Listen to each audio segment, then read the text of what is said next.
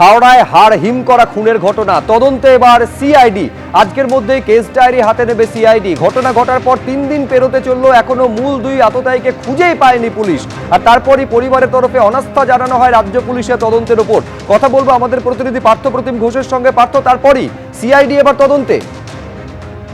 দেখো, সিআইডি তদন্তের নির্দেশ দেওয়া হয়েছে পিলখানা রোডে যে হাড় হিম করা হত্যাকাণ্ডের ঘটনা ঘটে সেই ঘটনার পরিপ্রেক্ষিতে। তুমি জানো যে পরিবারের তরফ থেকেও বলা হচ্ছিল যে তারা কিন্তু যে গোলাবাড়ি থানার তদন্তকারীরা যারা তদন্ত করছেন তাদের ওপরে তারা ভরসা রাখছেন না, এবং সেই মতো পরিবারের তরফ থেকে একটা আবেদন জানানো হয়েছিল যাতে এই মামলা তদন্তভার সিআইডি গ্রহণ করে।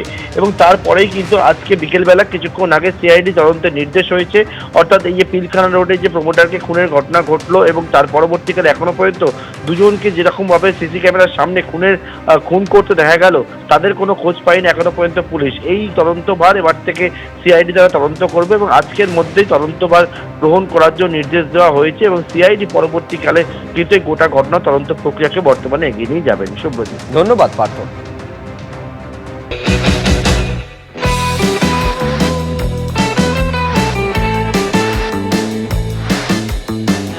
গঙ্গার ধার বরাবর দাঁড়িয়ে রয়েছে এই ডায়মন্ড হারবার। না, প্রবল ব্যস্ত বাণিজ্য শহরের ঐতিহ্য ডায়মন্ড হারবারের নেই, কিন্তু তা সত্ত্বেও ইতিহাস, জনজীবন, রাজনীতি সব মিলিয়ে আমাদের ডায়মন্ড হারবার এখন আর শুধু একটা বিধানসভা কেন্দ্র হয়ে থেমে নেই, এটা একটা আশ্চর্য জনপদ হয়ে দাঁড়িয়েছে। তাই আমি আজকে ডায়মন্ড হারবার কেন্দ্রটা ঘুরে দেখব, এখানকার সাধারণ মানুষের কথা শুনবো। সমস্ত রাস্তা ঢালাই, কোনো রাস্তা আমাদের মাটির নেই, সব টিএমসি সরকার করে দেয়। ওই রাস্তাটা কি আছে, মেয়েটার রাস্তা আসলে কি আছে, কাদা এক হাঁটু কাদা। আর জানবো রাজনৈতিক দলগুলির বক্তব্য কতটা পরস্পর বিরোধী। এখানে কর্মসংস্থান শেষ, কলকারখানা বন্ধ, বড় ইন্ডাস্ট্রি আসছে না। এখানে ফলতা বাণিজ্য কেন্দ্র তৈরি হয়েছিল বামফ্রন্টের আমলে, সেই ফলতা বাণিজ্য কেন্দ্রের সমস্ত কারখানা প্রায় ঝাঁপ বন্ধ করে দিয়েছে। মমতা বন্দ্যোপাধ্যায় মুখ্যমন্ত্রী, এটা মাথায় রাখতে হবে। যে মুখ্যমন্ত্রী এখনো খোঁজ রাখে প্রত্যেকটা মানুষের। আসুন দেখে নেওয়া যাক গঙ্গায় এই মুহূর্তে কতটা জল আছে। সরকারের তরফ থেকে কিচ্ছু সাহায্য নেই, ওই বেকার আসে চলে যায়, এইটা দেবো সেইটা দেবো, কিচ্ছু দেবেন।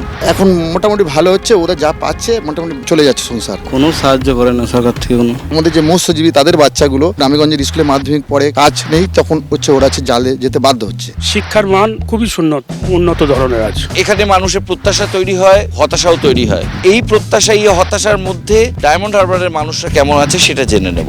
আপনারা কেউ সেবাশ্রয় পরিষেবা পেয়েছেন? হ্যাঁ, পেয়েছি। আমাদের সবকিছু দিচ্ছে, আমরা পাচ্ছি। সব টিএমসি সরকার আমরা সমস্ত সুযোগ সুবিধা পাচ্ছি। সিপিএম যখন ছিল তখন অনেক চাষি গলায় দড়ি দিয়েছে, মারাও গিয়েছে। এখন বর্তমানে টিএমসি সরকার আসতে আমরা অনেক সুযোগ সুবিধা পাচ্ছি, কিন্তু বিজেপি সরকার আবার সারের দামও বাড়িয়ে দিয়েছে। নারীদের নিরাপত্তা কেমন? নারীদের নিরাপত্তা খুব ভালো। আপনাদের এখানে চাকরির বাজার কি বুঝছেন? অসুবিধার কিছু নেই, যে যোগ্য চাকরি সে চাকরি ঠিক আছে। 2011-এ তৃণমূল প্রার্থী এখানে ভোট পেয়ে জয়ী হন প্রায় 53%। দ্বিতীয় স্থানে থাকেন সিপিএম প্রার্থী, তারা পান 40%-এর কিছু বেশি।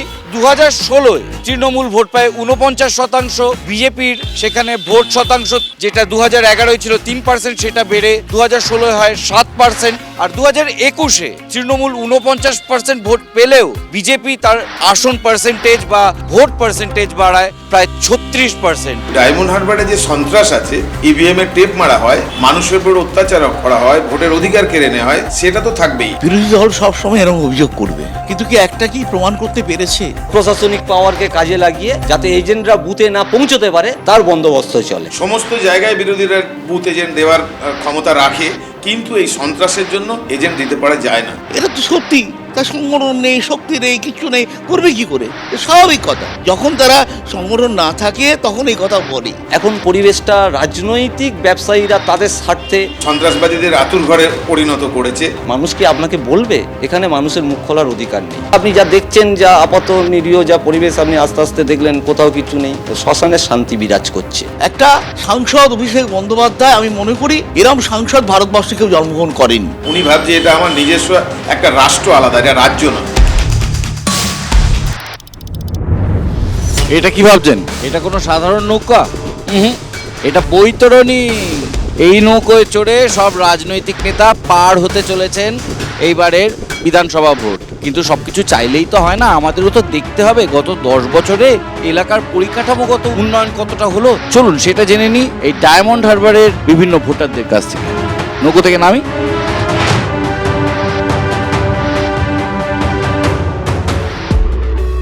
রাস্তাঘাট মানে অনেক বেশি ওয়াইডেনিং করা হচ্ছে। খুব খুশি আমরা, আমাদের সংসদ অভিষেক ব্যানার্জি কাছে ঘরের ছেলের মতো আমাদের। নদীর বাঁধের অবস্থা খারাপ এবং খাল বিলের অবস্থা খারাপ। আমাদের এলাকায় শুধু ছই গাছ ভর্তি হয়ে গেছে।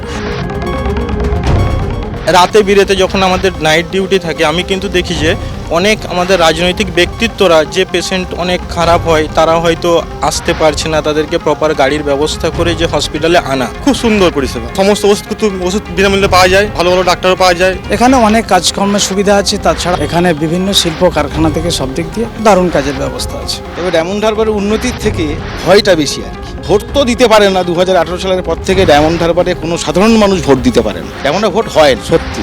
আমার এলাকায় তোমার সেনাবাহিনীর ছাপ্পাই ভোট মেরেছে। মানুষ খুব শান্তিতে আছে, ভোট না হলে আরো শান্তিতে থাকবে। বন্দর ছেড়ে এবার অন্য গন্তব্যের দিকে পা বাড়াবো আমি। আমার ডায়মন্ড হারবার সফর শেষ, কিন্তু আপনাদের কাজ শেষ নয়। আপনারা দেখতে থাকুন তারকার চোখে তারকা কেন্দ্র, আর আপনাদের চোখ থাকুক এবিপি আনন্দে।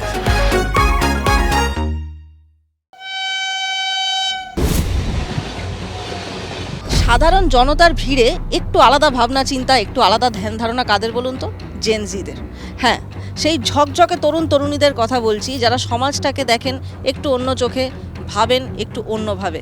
তাই আজকে জেনে নেব আসন্ন নির্বাচন নিয়ে তারা কি ভাবছেন। চলুন শুনে নিই আনফিল্টার্ড জেনজি বলছে কি। নতুন প্রজন্মের একজন মানুষ হিসেবে তুমি কি বেছে নিতে চাও, সরকারি চাকরি নাকি ব্যবসা? বেছে তো নিতে চাই সরকারি চাকরি, কিন্তু সেই ব্যবস্থা তো আমাদের পশ্চিমবঙ্গে আর নেই। সরকারি চাকরি প্রার্থীরা সব কান্নাকাটি করছে, বা যাদের ছিল তাদেরও চলে যাচ্ছে। এই রাজ্যে চাকরি বাকরি তো এই অতীত হয়ে গেছে। দারুণ কাজবাজের অবস্থা, নানান রকম কাজবাজ, নানান রকম সুযোগ সুবিধা সবই তো রয়েছে, কাজবাজও রয়েছে, আমরাও তো করছি। এখনো প্রত্যেকটা স্কুলে এখনো পর্যন্ত সঠিকভাবে কম্পিউটার শিক্ষাটাই এখনো পর্যন্ত ঠিকভাবে ইমপ্লিমেন্ট করা হয়নি। সেক্ষেত্রে এআই শিক্ষার জন্য যে 500 কোটি টাকার কথা বলা হচ্ছে, এটা শুধুমাত্র আইওয়াস ছাড়া আমার মনে হয় আর কিছুই না। এখন বলতে গেলে গ্রাম বা শহর সব জায়গাতেই ইন্টারনেট ব্যবস্থাটা মোটামুটি আছে। আর ব্যবসার কথা যদি বলা হয়, তো সেখানে দাঁড়িয়ে ঘুগনি, চপ, মুড়ি। আমি শান্তশিষ্টভাবেই আমি ব্যবসা করতে পারছি।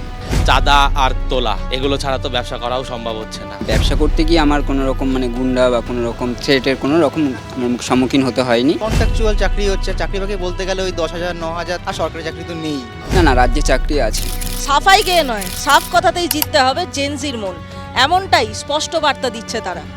এরপর অন্য কোনো বিধানসভা কেন্দ্রে গিয়ে আমরা শুনবো জেনজি বলছে কি। এবিপি আনন্দ, এগিয়ে থাকে, এগিয়ে রাখে।